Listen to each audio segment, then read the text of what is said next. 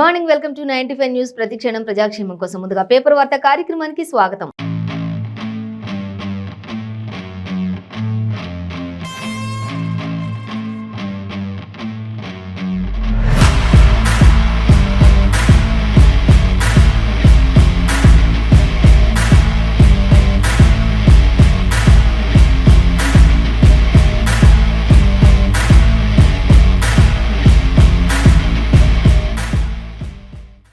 మన ముందు ఈనాడు, ఆంధ్రజ్యోతి, నమస్తే తెలంగాణ, వెలుగు ఇలా రకరకాల దినపత్రికలు ఏ దినపత్రికలో ఏ వార్తలు అనేది మనం మొదటిగా చూసుకున్నట్లయితే ఈనాడు పేపర్ చూసుకుందాం.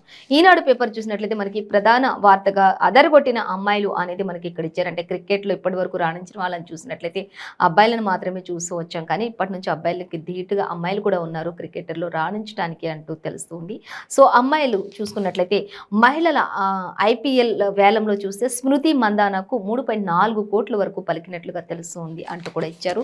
సో ఇంకా అమ్మాయిలు కూడా ప్రతి రంగంలో కూడా దూసుకపోతున్నారు అనే విధంగా మనకి మెయిన్ ప్రధాన వార్తగా అయితే ఇచ్చారు. దాన్ని చూడొచ్చు.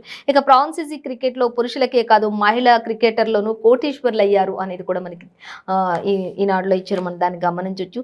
సో అలాగే ఇంకా మనం చూసినట్లయితే BCCలా నిర్వహించనున్నటువంటి మహిళా క్రికెట్ లీగ్ తొలి వేలం అంచనాలను చూసుకున్నట్లయితే అమ్మాయిలు దూసుకుపోతున్నారు అనేది మనకి ఇక్కడ తొలి వేలం చూసుకుంటే 3.4 కోట్లుగా అమ్మాయిలు అందుకుంటున్నటువంటి వేలం అని కూడా మనకి ఇక్కడ ఇచ్చారు. ఇంకా ఇంకెవరెవరు ఈ క్రికెట్లో ఉన్నారు, ఎంతమందికి ఎంతెంత వచ్చింది, ఎవరెవరికి ఎంతెంత ఫ్రాంచైజీలు తీసుకుంటున్నారు అనేది మనం ఇక్కడ గమనించవచ్చు.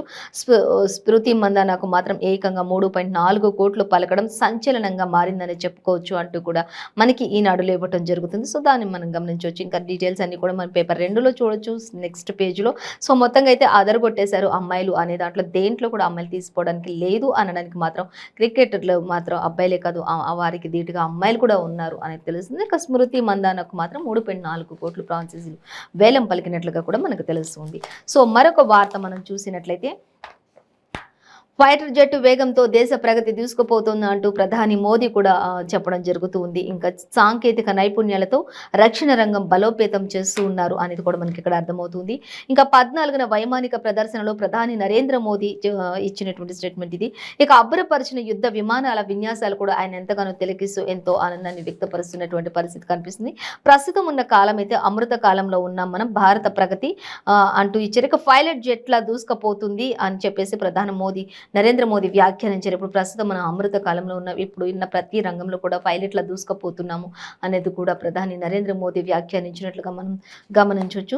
అలాగే ద్వైపాక్షిక చర్చలు కూడా జరిగినట్లుగా తెలుస్తుంది. రక్షణ మంత్రి రాజ్నాథ్ సింగ్తో కూడా అనేది కూడా మనకి ఇక్కడ క్లియర్గా ఇచ్చారు. సో అక్కడ ప్రధాని నరేంద్ర మోడీ చూసినట్లయితే ఏరో ఇండియా ప్రదర్శనలో భారత వాయు విమానాల విన్యాసాలను వీక్షిస్తూ ప్రధాని నరేంద్ర మోదీ చెప్పినటువంటి కొన్ని వ్యాఖ్యలు ఇవి అనేది కూడా మనకి ఇక్కడ అర్థమవుతుంది. జెట్ రాకెట్ల దూసుకుపోతున్న ప్రస్తుత అమృత కాలంలో మనం ఉన్నామంటూ కూడా ఆయన చెప్పడం జరుగుతుంది. సో మరొక వార్త మనం చూసినట్లయితే ఈనాడులో రాయితీ సొమ్ములిస్తేనే ఉచిత కరెంటు అంటూ మనకి ఉచిత విద్యుత్ గురించి ఇచ్చారు. విద్యుత్ విధానం ముసాయిదాలో స్పష్టం చేసిన కేంద్ర ప్రభుత్వం అంటూ ఇచ్చారు. గడువులోగా చెల్లించకపోతే సరఫరా నిలిపివేత అంటూ కూడా మనకి ఇక్కడ ఇవ్వడం గమనించాలి. అలాగే వ్యవసాయ బోరు మోటార్లకు కూడా సౌర విద్యుత్ అంటూ ఇచ్చారు. కీలక సంస్కరణలపై రాష్ట్రాల అభిప్రాయాలు కోరిన కేంద్ర ప్రభుత్వం అంటూ కూడా ప్రభుత్వాన్ని ఉద్దేశించి కూడా చెప్తూ ఉన్నారు. అలాగే లెక్కలు పక్కాగా ఉండాలి అంటూ కూడా మనకి ఇక్కడ ఇవ్వడం జరుగుతూ ఉందండి. చూద్దాం అది. ఇంకా వాస్తవంగా చూస్తే ఎన్ని యూనిట్లు కరెంటును రాయితీలపై సరఫరా చేస్తున్నారు అనే లెక్కలు ఖచ్చితంగా పక్కాగా నిర్వహించాలి అన్ని స్థాయిల్లో కూడా అంటూ మనకి ఇక్కడ ఇచ్చారు. అన్ని స్థాయిల్లో మీటర్లు పెట్టి పారదర్శకంగా ప్రతి దానిని కూడా లెక్కించాల్సిన అవసరత ఎంతైనా ఉంది అంటూ కూడా మనకి ఈనాడులో కరెంటు కోతల గురించి ఇవ్వడం జరుగుతుంది. అలాగే వ్యవసాయ బోరు మోటార్లన్నింటికీ కూడా సౌర విద్యుత్ ఏర్పాటు ఖచ్చితంగా చేయాలి. దీనివల్ల వ్యవసాయ విద్యుత్కు ఇస్తున్నటువంటి రాయితీల భారం రాష్ట్ర ప్రభుత్వానికి కొంత తగ్గే అవకాశం ఉంటుంది అనేది కూడా మనకి ఇక్కడ స్పష్టంగా ఇవ్వటం జరుగుతుంది. అంటే రాయితీ సొమ్ములు ఇస్తేనే ఉచిత కరెంట్ ఇస్తారు అనేది మనకి మెయిన్గా ఇక్కడ చెప్తూ ఉన్నారు. అలాగే లెక్కలు అనేవి ఏవైనా సరే పక్కాగా ఉండాలి అనేది మనకి ఇచ్చారు. అలాగే విద్యుత్ విధానం ముసాయిదాలు కేంద్ర ప్రభుత్వం స్పష్టం చేసిన విషయాలు ఇవి అనేది కూడా మనకి ఇక్కడ ఇచ్చారు. ఇంకా మరొక వార్త మనం చూసినట్లయితే వేగంగా ఇళ్ల స్థలాల క్రమబద్ధీకరణ అనేది చూసుకున్నట్లయితే ఆదాయ సమీకరణపై దృష్టి సారించాలి అనేది ఇచ్చారు. అలాగే జీవనశైలి వ్యాధుల నివారణకు కూడా ప్రత్యేక కార్యాచరణ ఏర్పాటు చేయాల్సిన ఆవశ్యకత ఉంది అంటూ ఇచ్చారు. ఇక మంత్రివర్గం ఉపసంఘం భేటీలో కీలక నిర్ణయాలన్నింటినీ కూడా తీసుకున్నట్లుగా తెలుస్తుంది. దానికి సంబంధించిన డీటెయిల్స్ మాత్రం మనం నెక్స్ట్ 5th పేజీలో చూసుకోవచ్చు అనేది ఇచ్చారు. మెయిన్గా అంటే వేగంగా ఇళ్ల స్థలాల క్రమబద్ధీకరణ జరగాలి అనేది మాత్రం మనకి స్పష్టంగా అర్థమవుతుంది. సో ఇంకా సరస్వతి నవోస్తుతి అనేది చూసుకున్నట్లయితే సీఎం కొండగట్టు పర్యటన రేపటికి వాయిదా వేసినట్లుగా తెలుస్తుంది. నేడు సీఎం పర్యటన ఉండాల్సింది కానీ దానిని రేపటికి వాయిదా వేస్తున్నట్లుగా తెలుస్తుంది. సో తదుపరి న్యూస్ మనం 3rd పేజ్లో చూసుకోవచ్చు. మొత్తంగా అయితే సరికొత్తగా బాసర ఆలయం అలాగే మాస్టర్ ప్లాన్కు సిద్ధం చేసినటువంటి దేవాదాయ శాఖ అనేది కూడా మనకి ఇక్కడ ఇచ్చారు. ఇంకా బాసర్లో నిర్వహించే తలపెట్టినటువంటి నూతన ఆలయ నమూనాను కూడా ఇక్కడ మనకి చూపించడం జరుగుతుంది. ఏ విధంగా ఉండబోతుంది ఏంటి అంటూ ఇప్పటికే దానికి ఎంత నిధులు కేటాయించారు అనేది కూడా ఆల్రెడీ మనం చెప్పుకుంటూనే ఉన్నాం. సో మరొక వార్త మనం చూసినట్లయితే సుప్రీంకోర్టు న్యాయమూర్తులుగా justice Rajesh and justice Aravind ఇంకా వారిద్దరితో ప్రమాణ స్వీకారం చేయించినటువంటి డివై చంద్రచూడ్ అనేది మనకి ఇక్కడ ఇచ్చారు. ఇక వారు ప్రమాణం చేయించినటువంటి సిజేఐ అత్యున్నత న్యాయస్థానంలో పూర్తి స్థాయికి చేరినటువంటి జడ్జీల సంఖ్య అనేది కూడా మనకి తెలుస్తుంది. ఇప్పుడు కొత్తగా అయితే సుప్రీంకోర్టు న్యాయమూర్తులుగా justice Rajesh and justice Aravind ఇద్దరు కూడా నియమితులైనట్లుగా తెలుస్తుంది. వారిద్దరిని కూడా ప్రమాణం చేయించారు జస్టిస్ డివై చంద్రచూడ్ అనేది అనే న్యాయమూర్తి గురించి కూడా మనకి ఇక్కడ క్లియర్గా ఇచ్చారు. సో దాన్ని కూడా మనం గమనించవచ్చు. అలాగే మరొక వార్త మనం చూసినట్లయితే ఇక పైసా లేకున్నా ఫికర్ లేదు అంటూ మనకి ఇక్కడ ఇచ్చారు. అయితే ఇప్పుడు మనం చూస్తున్నాం గ్రేటర్ హైదరాబాద్లో బస్తీ దవాఖానాలు ఏర్పాటు చేస్తూ ఉన్నారు.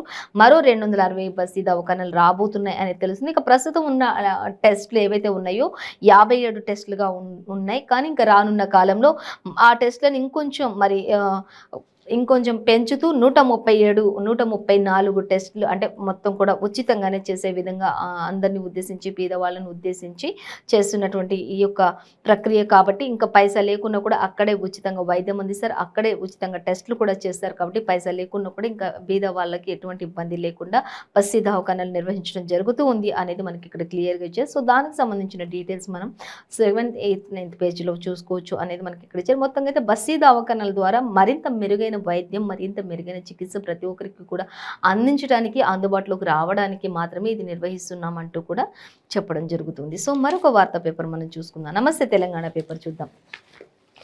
నమస్తే తెలంగాణ పేపర్ చూసినట్లయితే మనకి నమస్తే తెలంగాణ పేపర్లో ఫస్ట్ మెయిన్ ప్రధాన హెడ్లైన్ అంటే మనకి రేపు కొండగట్టుకు సీఎం కేసీఆర్ అంటూ ఇచ్చారు. యాక్చువల్లీ ఈ రోజు వెళ్లాల్సిందే కానీ వాయిదా పడింది కాబట్టి దానికి సంబంధించి రేపు వెళ్ళొచ్చు సీఎం కేసీఆర్ కొండగట్టుకు అంటూ ఇక్కడ ఇవ్వడం జరుగుతుంది. ఇక సోమవారం ప్రగతి భవన్లో ముఖ్యమంత్రి కేసీఆర్ను మర్యాదపూర్వకంగా కలిసినటువంటి డిప్యూటీ చైర్మన్ బండా ప్రకాష్ అంటూ కూడా మనకి ఇక్కడ ఇచ్చారు. ఇక పుష్పగుచ్చం అందించి వారికి సీఎం శుభాకాంక్షలు కూడా చెప్పారు. అలాగే వారు కూడా మర్యాదపూర్వకంగా సీఎంని కలిశారు. ఇంకా అలా వారిద్దరు కూడా మాట్లాడుకోవడం జరుగుతుంది. ఇంకా 3 గంటల పాటు కూడా వారు ముచ్చటించినట్లుగా తెలుస్తుంది. ఇంకా రేపు కొండగట్టుకు వెళ్లే విషయంపై కూడా సీఎం కేసీఆర్ చర్చించినట్లుగా తెలుస్తుంది. రేపు సీఎం కేసీఆర్ కొండగట్టుకు వెళ్తారు అనేది నేడైతే వాయిదా పడింది అనేది మనకి నమస్తే తెలంగాణలో ఇచ్చారు. సో మనం దానిని గమనించాం. అలాగే మరొక వార్త చూస్తే ఒక్కో రైతుపై 1,00,000 అంటూ ఇచ్చారు. ఇది ఏటా తెలంగాణ సర్కార్ చేస్తున్న ఖర్చు అంటూ కూడా మనకి ఇక్కడ ఇవ్వడం జరుగుతుంది. ఉత్తరప్రదేశ్లో చూసుకున్నట్లయితే 9,264 రూపాయలు మాత్రమే అంటూ ఇచ్చారు. అలాగే మరి ఇక్కడ తెలంగాణ రాష్ట్రంలో చూస్తే ఒక్కొక్క రైతుపైనే 1,00,000 అంటూ ఇచ్చారు.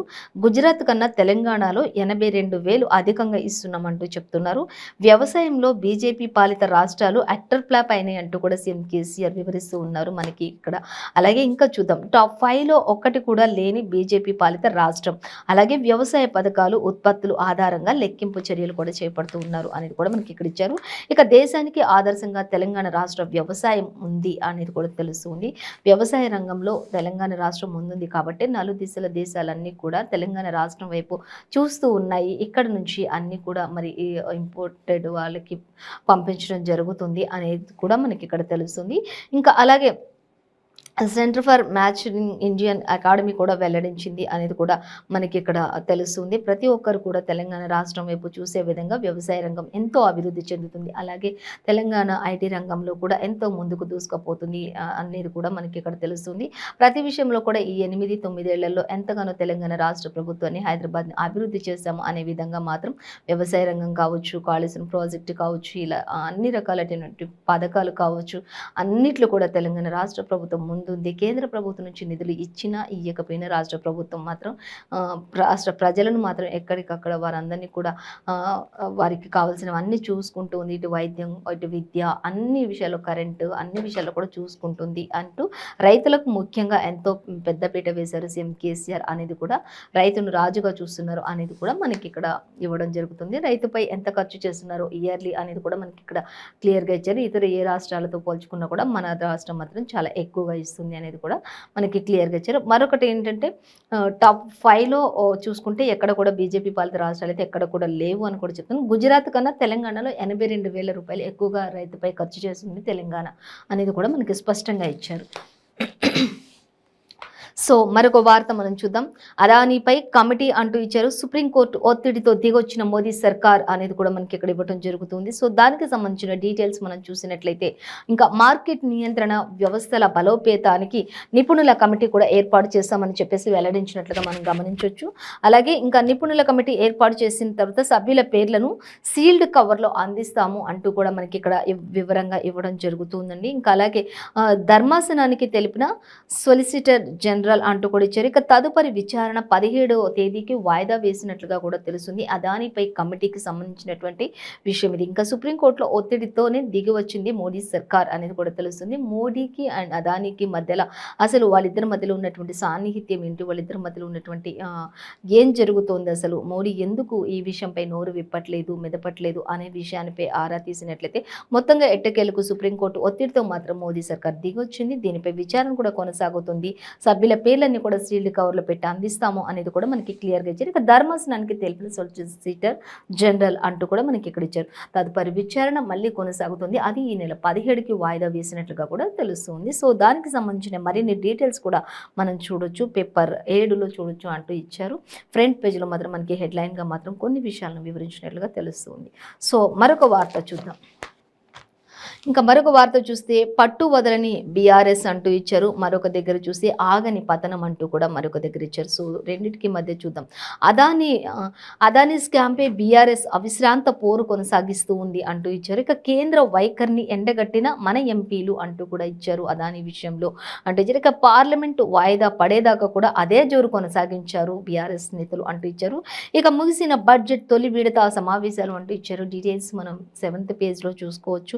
మొత్తంగా అయితే పట్టు వదలకుండా బీఆర్ఎస్ అదానీ స్కామ్ పై మాత్రం ఖచ్చితంగా అవిశ్రాంత పోరెచ్చేసిందని చెప్పేసి మనం చెప్పుకోవచ్చు అంటూ ఇచ్చారు. మరొక దగ్గర చూస్తే ఆగని పతనం, అదానీ ఆదాయ వృద్ధి ఆలోచనల్లో కోత కూడా ఉంది అంటూ ఇచ్చారు. రెవెన్యూ లక్ష్యం చూసుకుంటే 15% కుదింపు. అలాగే సోమవారం కూడా నష్టపోయినటువంటి గ్రూప్ షేర్లు అంటూ కూడా ఇచ్చారు. అయితే సోమవారం రోజు చూసుకున్నప్పుడు కూడా మరి గ్రూప్ షేర్లన్నీ కూడా చాలా వరకు కుదేలైపోయినట్లుగా తెలుస్తుంది. అయితే ఇంతవరకు ఇంకా ఈ పతనం అనేది ఇప్పటి వరకు ఆగట్లేదు. షేర్లని ఎక్కడికక్కడ పడిపోతున్నాయి, లక్షల కోట్ల నష్టం వాటిల్లుతుంది అనేది కూడా మనకి ఇక్కడ ఇచ్చారు. అయితే దీనిపై 10th పేజీలో పూర్తి సమాచారం మనము తెలుసుకోవచ్చు. సో మరొక వార్త చూద్దాం. ఇక లిథియం కొత్త కథ అంటూ మనకి ఇక్కడ ఇచ్చారు. ఇది మరో దోస్త్ కోసమేనా అంటూ కూడా మనకి ఇక్కడ ఇచ్చారు. చూద్దాం. 26 ఏళ్ల కిందట నిల్వల్ని గుర్తించినటువంటి జిఎస్ఐ అంటూ మనకి ఇక్కడ ఇవ్వడం జరుగుతుందని ప్రభుత్వానికి నివేదిక పట్టించుకొని కేంద్ర ప్రభుత్వం అనేది కూడా క్లియర్గా ఇచ్చారు. అంటే ఆ నిధి కాశ్మీర్లో లిథియం నిక్షేపం, దాని విలువ చూస్తే 35 లక్షల కోట్లు ఉంటుంది అనేది అయితే అంచనా వేశారు. దానికి సంబంధించి డీటెయిల్స్ మాత్రం ఇవి అనమాట. ఇక అదానీ సామ్రాజ్యం మునుగుతున్న సమయంలోనే అనూహ్యంగా నిల్వల గురించి తాజా ప్రకటన వివరించడం అనేది ఒక ఒక ప్రకటనగా ఇది గమనించవచ్చు. ప్రైవేటు కంపెనీలకు లిథియం వెలికితీత కాంట్రాక్ట్ అంటూ కూడా మనకి ఇక్కడ ఇచ్చారు. ఇక మరో కార్పొరేట్ మిత్రుడు కోసమేనంటూ ప్రచారం కూడా కొనసాగుతూ ఉంది అనేది మనకి ఇక్కడ ఇచ్చారు. ఇక ఇప్పటికే లిథియం బ్యాటరీ రంగంలోకి ఆ సంస్థ వచ్చేసింది. ఇక పిఎస్యూల్ని కూడా కాదని ప్రైవేట్కి ఇవ్వడం అందుకేనా అంటూ కూడా అంటే కొంత మేర ఇది ఆలోచించాల్సిన విషయమే అంటూ కూడా ఇచ్చారు. ఇక 3 నెలల గరిష్టానికి ధరల సూచి కూడా ఉంటుంది అంటే ఇచ్చారు. 6.52% రిటైల్ ద్రవ్యోల్బణం కూడా ఉండబోతుంది దీనికి సంబంధించి. ఇక కొండకెక్కిన ఆహారోత్పత్తుల ధరలు అంటూ కూడా ఆహారానికి సంబంధించిన కూడా డీటెయిల్స్ మనకి ఇక్కడ ఇచ్చారు. ఎగుమతులు తగ్గే దిగుమతులు పెరిగే అంటూ కూడా ఇచ్చారండి. ఇవన్నిటికి సంబంధించి అంతర్జాతీయంగా పడిపోతున్న భారత్ ఇండెక్స్ అనే దాని గురించి మనకి డీటెయిల్స్ మొత్తం కూడా పేపర్ 8లో మనం చూసుకోవచ్చు. మొత్తంగా అయితే మరో దోస్తు కోసం కొన్ని కథలు నడిపిస్తున్నట్లుగా కొత్త కథ నడిపిస్తున్నట్లుగా లిథియంకి సంబంధించి కూడా మనకి ఇక్కడ ఇవ్వడం జరుగుతుంది. అయితే ఆ నిధి కాశ్మీర్లోని లిథియం నిక్షేపం ఉంది. అయితే దాని విలువ సుమారు 35 లక్షల కోట్ల వరకు ఉంటుంది అంటూ ఇచ్చారు. డీటెయిల్స్ మనం పేపర్ 8లో మనం చూడొచ్చు. సో మరొక వార్త చూస్తే ఇక ప్రతి సెకనుకు 5.34 లక్షల అప్పు అంటూ మనకి ఇక్కడ ఇచ్చారండి. చూద్దాం. రుణ ఊబిలో కేంద్రం తెలంగాణపై విషం అంటూ కూడా మనకి ఇక్కడ ఇచ్చారు. ఇక ఊబిలో కూరుకుపోయినటువంటి వ్యక్తి బురద చెప్పులు చూపించి బురదలో దిగిన వాళ్ళకి ఎలా ఉంటుందో ఆ విధంగా ఉంది అప్పుల భారం అనేది మనకి ఇక్కడ ఇచ్చారు. ఇక తెలంగాణ అప్పుల జిఎస్టీలో కేవలం 2.7% మాత్రమే అంటూ కూడా మనకి ఇక్కడ ఇచ్చారు. చూసుకున్నట్లయితే ఇక మోదీ సర్కార్ అప్పు చూసుకుంటే 112 లక్షల కోట్లు ఇచ్చారు. అలాగే మిత్తిలకే ఏటా 8 లక్షల కోట్లు చెల్లించాల్సిన పరిస్థితి వస్తుంది.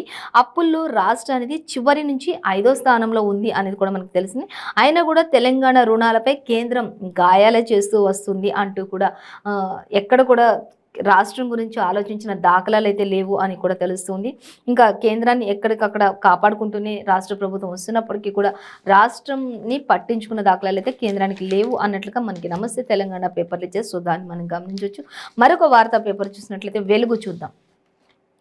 వెలుగు పేపర్లో చూసినట్లయితే మనకి వెలుగులో మనకి ప్రధానంగా అంటే రైతు దంపతుల ఆత్మహత్య యత్నం అంటూ ఇచ్చాడు. కలెక్టరేట్ బిల్డింగ్ పైకి ఎక్కి అంటూ ఇచ్చారు. తమ భూమి ఇతరులకు పట్టా చేశారని ఆవేదన చెందుతున్నారు వారు అనేది కూడా మనకి ప్రధానంగా అయితే ఇచ్చారు ఇక్కడ. అలాగే మరొక వార్త చూస్తే రాష్ట్రం అప్పు అంటూ 4.33 లక్షల కోట్లు అంటూ ఇచ్చారు. ఇక మహిళా క్రికెటర్లు కూడా కోట్లు దండుకుంటున్నటువంటి పరిస్థితి, కోట్ల విలువ కలిగినటువంటి వారిగా ఉన్నారు. ఇప్పటి వరకు అబ్బాయిలే కాదు అమ్మాయిలు కూడా రాణించగలుగురు ప్రతి రంగంలో అనే దాని గురించి కూడా మనకి ఇక్కడ ఇచ్చారు. సో దాన్ని మనం గమనించవచ్చు. అలాగే మరొక ప్రధాన వార్త చూస్తే కట్టినవి ఇస్తలే అంటూ ఇక్కడ ఇచ్చారు. సో అంతా కూడా రైతులు ఓపిక నశించి డబుల్ బెడ్రూమ్ ఇళ్ల కోసం రోడ్లపై బైఠాయించి మరీ రాస్తారోకోలు చేస్తున్నారు, ధర్నాలు చేస్తున్నటువంటి పరిస్థితి మనం గమనించవచ్చు. మొదటిగా అయితే కలెక్టరేట్ బిల్డింగ్ పైకెక్కి రైతు దంపతుల ఆత్మహత్యానికి సంబంధించిన డీటెయిల్స్ చూసినట్లయితే తమ భూమి ఇతరులకు పట్టా చేశారని ఆవేదన చెందుతున్నారు. ఆ విషయంపైనే వారు ఆత్మహత్య చేసుకోవాలని కూడా ఆత్మహత్య చేసుకుంటున్నారు అనే విషయం కూడా మనకి ఇక్కడ ఇచ్చారు. అయితే పూర్తి డీటెయిల్స్ మాత్రం మనం పేపర్ 5లో చూడొచ్చు అనేది ఇచ్చారు. సో ఇంకా మరొక వార్త మనం చూద్దాం. ఇంకా కట్టినవి ఇస్తలేరు అంటే ఓపిక నశించి డబుల్ బెడ్రూమ్ ఇళ్లలోకి వెళ్తున్న పేదవాళ్ళు. ఇక రాష్ట్ర వ్యాప్తంగా రోజుకొక చోట ఆందోళన అయితే కొనసాగుతూనే ఉంది అనేది కూడా ఇచ్చారు. ప్రభుత్వంపై ఆగ్రహం కూడా వ్యక్తం చేస్తున్నారు. మరి ఫస్ట్ ఇల్లు కట్టిస్తామంటూ ఉన్న ఇళ్లను కూడా ఊడపీకేసి వాళ్ళని రోడ్డుపై పడేశారు. ఇప్పుడు చూస్తే డబుల్ బెడ్రూమ్ ఇల్లు కట్టించిన తర్వాత అర్హులైన వారికి ఇవ్వకుండా వారికి నచ్చిన వారికి అనర్హులకు ఇస్తూ ఉన్నారు. కాబట్టి అధికారులకు నచ్చిన వాళ్ళకి ఇస్తున్నారు, వాళ్ళకి ఇష్టమైన వాళ్ళకి ఇస్తున్నారు. కాబట్టి ఫస్ట్ అక్కడ ఉండి పక్కన వేరే ఇంట్లోకి వెళ్ళి మాకు వస్తుంది డబుల్ బెడ్రూమ్ ఇల్లు అని ఆశ పెట్టుకున్న వాళ్ళకి రాకపోవడంతో ఆగ్రహం వ్యక్తం చేస్తూ ప్రభుత్వంపై మరి రాష్ట్ర ప్రభుత్వంపై వారు తీవ్ర ఆగ్రహం వ్యక్తం చేస్తూ మరి వారు రోడ్డుపై బైఠాయించి డబుల్ బెడ్రూమ్ ఇళ్లకు సంబంధించి మరి వాళ్ళు ధర్నాలు చేస్తున్నట్లుగా మనకి ఇక్కడ తెలుస్తుంది. ఇక పైసలు లేక స్కీమ్కు ఫుల్ స్టాప్ పెట్టేశారు.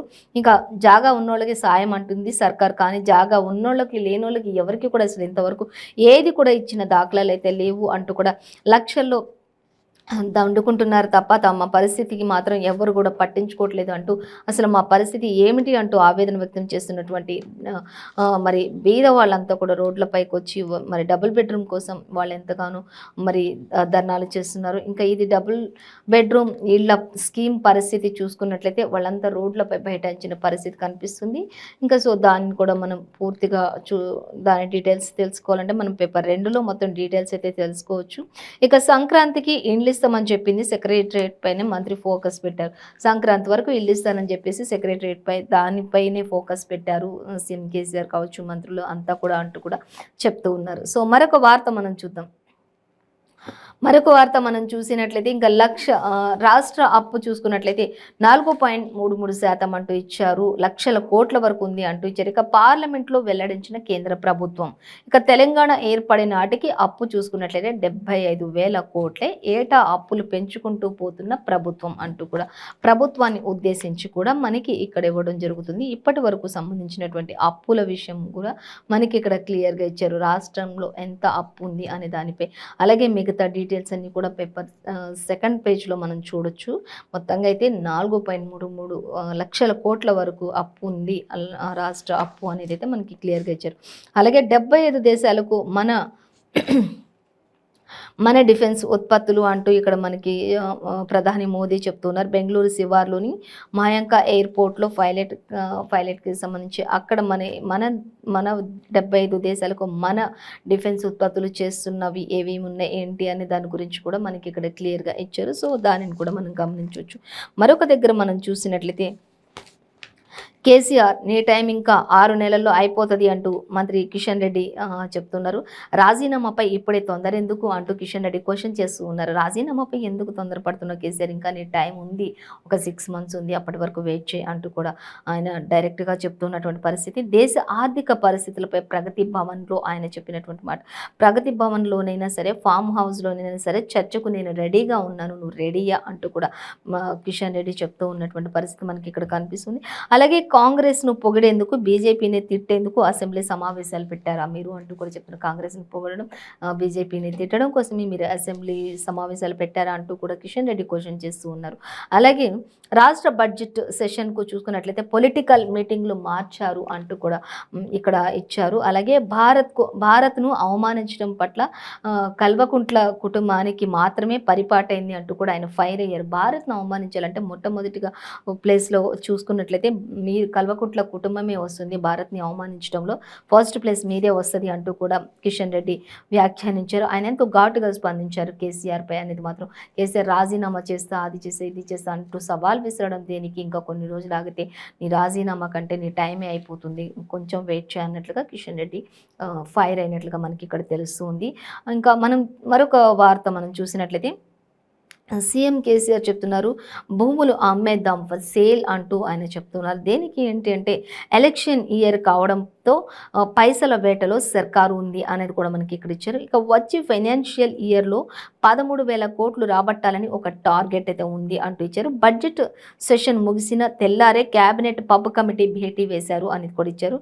ఇక భూముల అమ్మకం అలాగే ఆదాయ మార్గాలపై చర్చ కూడా జరుగుతుంది అనేది సీఎం కేసీఆర్ ఇక్కడ మనకి ఇవ్వడం జరుగుతుంది. దీనికి సంబంధించి రాష్ట్ర సర్కారు పైసల వేటలో పడింది, ఎలక్షన్ ఇయర్ కావడంతో ఎలా పైసలు కావాలి కదా అని ఇంకా భూములన్నిటిని అమ్మడానికి బడ్జెట్ సమావేశాలు ముగిసిన తెల్లారే క్యాబినెట్లోనే ఈ యొక్క భేటీకి సంబంధించి సబ్ కమిటీ వేసినట్లుగా కూడా తెలుస్తుంది అంటూ ఇచ్చారు. సో డీటెయిల్స్ మనం పేపర్ సెకండ్లో చూడొచ్చు. మరొక వార్త మనం చూసి దుబ్బాకకు ఫండ్స్ ఎందుకు ఇవ్వలేదో చెప్పండి అంటూ ఇక్కడ సుప్రీంకోర్టు అలాగే మనకి కౌంటర్ ఇచ్చారు. ఇక కౌంటర్ దాఖలు చేయాలని రాష్ట్ర సర్కార్కు హైకోర్టు ఒక ఆదేశం జారీ చేసింది.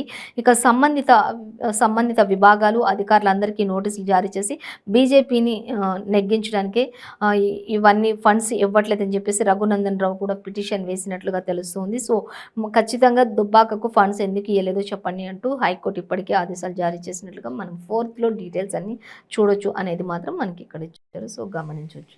మరొక వార్త చూసినట్లయితే అవి ఏలియన్స్ వాహనాలేమో అంటూ ఇచ్చారు.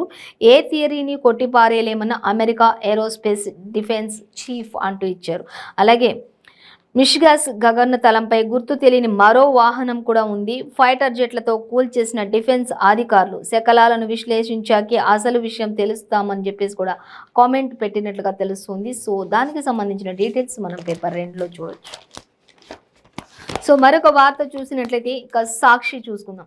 సాక్షి చూసినట్లయితే సాక్షి పేపర్లో మనకి వేసవి మంటలు అంటూ మనకి మెయిన్ ప్రధాన వార్తగా ఇచ్చారు. సో దాని తర్వాత మనకి ప్రధాన వార్త అంటే రక్షణ రంగంలో కూడా మేటిగా భారత్ ఉంది అంటూ ప్రధాని మోదీ చెప్పడం జరుగుతుంది. సో దానిని కూడా మనం గమనించవచ్చు. అలాగే ఇంకా రేపు కొండగట్టుకు సీఎం పర్యటన అంటూ కూడా ఇచ్చారు. నేడైతే వాయిదా పడింది అనేది కూడా ఇచ్చారు. ఇంకా అలాగే ఇంకా చేను తడవాలంటే జాగారమే అంటూ కూడా ఇక్కడ ఇచ్చారు. రైతులు ఉచిత కరెంటు విద్యుత్ కోతలతోటి వారు పడుతున్నటువంటి ఆవేదనకు సంబంధించి కూడా ఇక్కడ మనకి ఇవ్వడం జరుగుతుంది. సో దాన్ని కూడా మనం గమనించవచ్చు. అయితే మెయిన్ వేసవి మంటలు అనేది క్వశ్చన్ మార్క్గా ఇచ్చారు. దాని గురించి చూసినట్లయితే ఈసారి అసాధారణ ఉష్ణోగ్రతల నమోదుకు అవకాశం ఉండొచ్చు అనేది కూడా మనకి ఇక్కడ ఇచ్చారు. అమెరికా వాతావరణ పరిశోధన సంస్థ ప్రాథమికంగా అంచనాలు వేశారు కొన్ని విషయాలపై. ఇప్పుడు నెక్స్ట్ సమ్మర్ని ఉద్దేశించి అనేది మనకి ఇక్కడ ఇచ్చారు. ఎల్నినో పరిస్థితులు ఏర్పడేందుకు ఛాన్స్ కూడా ఉంది అంటూ ఇచ్చారు. అదే జరిగితే గనక వేసవి ఉష్ణోగ్రతలు పైకి వెళ్ళిపోవచ్చు, ఋతుపవనాల పైన కూడా ప్రభావం పడే అవకాశం ఉండొచ్చు అనేది కూడా మనకి క్లియర్గా సాక్షిలో ఇవ్వడం జరుగుతుంది. సో దానికి సంబంధించి ఇంకా డీటెయిల్స్ కూడా మనం 10th పేజీలో చూసుకోవచ్చు. అయితే లా వీనా నుంచి ఎల్వినో వైపుకి వెళ్తుందా, ఏం జరుగుతుంది అనే దానిపైన పూర్తి సమాచారం ఇంకా మనకి తెలియాలి. కాబట్టి ఒకవేళ ఎల్నినో పరిస్థితులు ఏర్పడేందుకు ఛాన్స్ ఉంటే కనుక అదే జరిగితే కనుక వేసవి ఉష్ణోగ్రతలు మాత్రం ఖచ్చితంగా పైకి వెళ్ళొచ్చు, ఋతుపవనాల పైన కూడా ప్రభావం పడవచ్చు. ఇది ఎంతవరకు ఏంటి అనేది ఇంకా ఒక నిర్ణయానికి అయితే రాలేకపోతున్నాం అనేది మాత్రం మనకి వేసవిని ఉద్దేశించి ఆ యొక్క వేడిమిని ఉద్దేశించి మనకి ఇక్కడ సాక్షిలో ప్రధాన వార్తగా ఇచ్చారు. మనం దానిని గమనించవచ్చు. సో ఇంకా మనం మరొక వార్త చూసినట్లయితే ఇంకా ప్రధాని మోదీ కూడా చెప్తూ ఉన్నారు, రక్షణ రంగంలో మేటిగా భారత్ ఉంది, ప్రస్తుతం మనం అమృత్ కాలంలో ఉన్నాం అనేది కూడా ఆయన చెప్తూ ఉన్నారు. ఉత్పత్తుల తయారీలో కూడా అగ్రగామిగా ఎదుగుతున్నాం అంటూ కూడా ఇటు ప్రధాని చెప్తూ ఉన్నారు. అలాగే బెంగళూరులో ఏరో ఇండియా షోలో ప్రధాని మోదీ ఇచ్చినటువంటి ప్రసంగంలో ఈ విషయాలన్నింటినీ కూడా ఆయన వెల్లడించారు అనేది కూడా మనకు తెలుస్తుంది.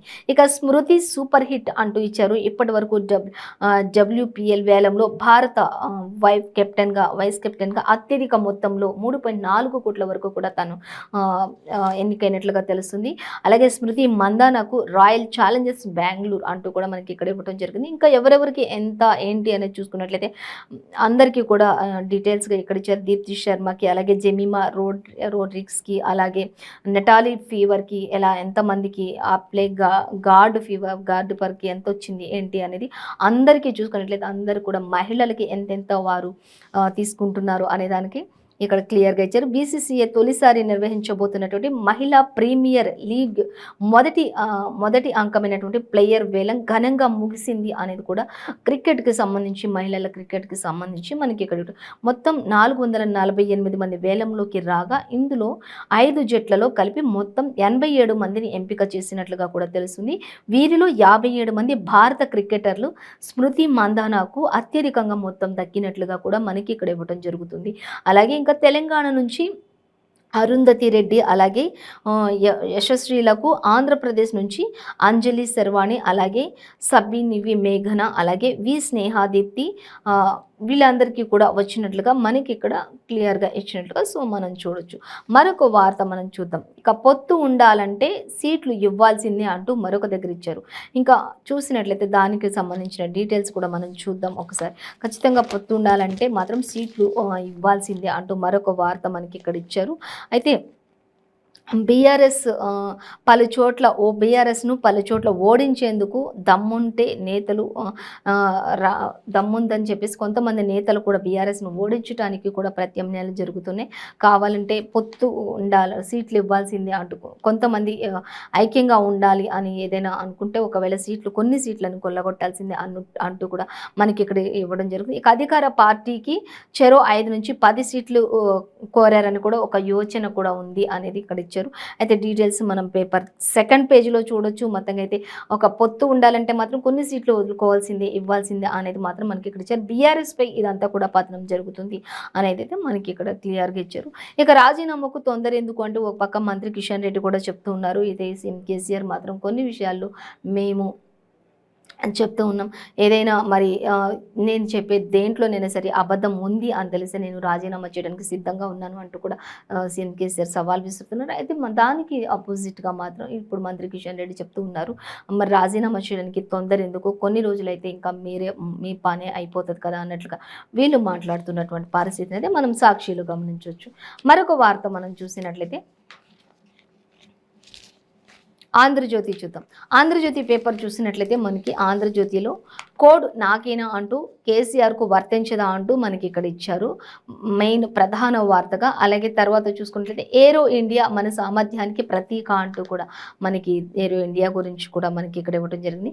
ఇంకా కన్నీటి తుర్కియా అంటూ ఇచ్చారు, సామూహిక ఖననాలే అంటూ ఇచ్చారు. ఇప్పటికే టర్కీలో జరుగుతున్నటువంటి భూకంప తీవ్రతలు కూడా మనకి తెలుసు. కొన్ని రోజుల నుంచి శిథిలాల కింద ఉన్నటువంటి ఆ యొక్క మరి శవాలు గుట్టలుగా ఉండడం వల్ల సామూహికంగా మరి ఖననం చేయాల్సిన పరిస్థితులు అక్కడ నెలకొన్నాయి అంటూ కూడా మనకి ఇక్కడ తెలుస్తుంది. సో ఈ రోజు మనం ఈ పేపర్లో చూసినా కూడా మెయిన్గా అంటే మనకి తెలంగాణలో అప్పు ఏంటి ఎంత అనేది, అలాగే నిపుణుల కమిటీకి ఓకే అనేది ఒకటి, అటు మోదీకి వణుకు పుట్టిస్తున్న రాహుల్ అంటూ, ఇంకా రకరకాలుగా అంటే సిరి మందాన అంటూ అంటే క్రికెటర్స్లో మహిళలు కూడా ముందున్నారు అనే ప్రతి ఒక్క విషయం గురించి కూడా యాజ్ ప్రతి పేపర్లో కూడా ఇచ్చారండి. సో ఇది ఇవాళ పేపర్ వార్త కార్యక్రమం విశేషాలు.